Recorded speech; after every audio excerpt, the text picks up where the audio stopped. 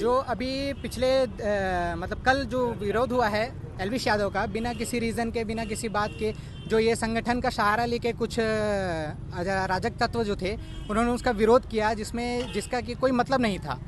उस पर इन्होंने एलिगेशन लगाए कि नहीं वो हिंदू के अगेंस्ट में हैं, अश्लीलता फैलाते हैं या अराजक हैं, ऐसा, जबकि उनका ना कोई पोस्ट वीडियो कुछ भी नहीं मिलेगा।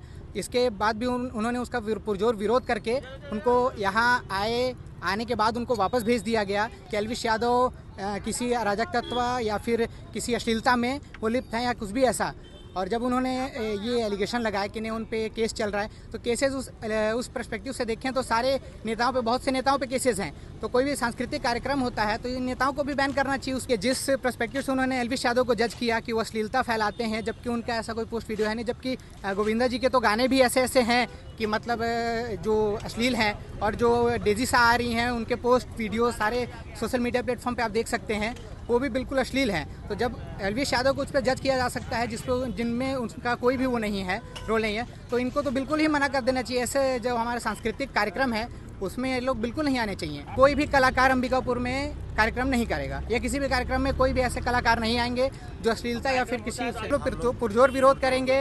अभी हमने ज्ञापन भी दिया है, और जैसे अगर वो आते हैं और उस पर प्रशासन कोई कार्यवाही नहीं करता है तो जो संगठन है वो उग्र आंदोलन पे बाध्य होगा। कल हमारे मेहमान एल्विश यादव जी आए थे पर्पल ऑर्चिड में, और कुछ लोग धर्म का नाम लेके उन पे गाड़ी के सामने आए और बोले नशा का वो करते हैं। अगर देखा जाए तो उनके ऊपर जो केस लगे हुए हैं वो अभी तक साबित नहीं हुए हैं उनके ऊपर केस, तो उनको जज किया जा रहा था। ऐसे क्यों जज करना? तो गोविंदा के ऊपर भी 2008 में, 2024 में इतने सारे केस लगे हुए हैं। डेजी सा के जो वीडियोज़ हैं उनको आप देख लिया, अश्लीलता, अभद्र चीज़ वो फैला रही है, उन पर कोई कार्रवाई नहीं की जा रही है। हमारे जो हिंदुत्व पे खड़े हो रहे हैं, एल्विश यादव को देखा जाए तो हर सप्ताह उनके गुड़गांव में भंडारा होता है, उनका NGO चलता है, गौशाला पे वो दान करते हैं, तब उनको कोई बात नहीं कहा गया। और जबकि सबको पता था कि एल्विश यादव आ रहे हैं, तब कोई कुछ नहीं कहा गया।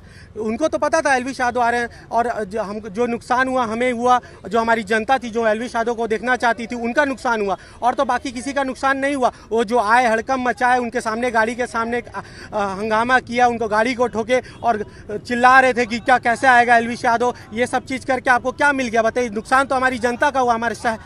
हमारे जो हिंदू भाई एल्विश यादव पे इतना बड़ा आरोप लगाया गया कि नशा फैलाते हैं, तो हम गोविंदा पे आक्रोश दिखाया जाएगा, उनको भी कार्यक्रम नहीं दिया जाएगा, और डेजी सा को भी नहीं आने दिया जाएगा यहाँ।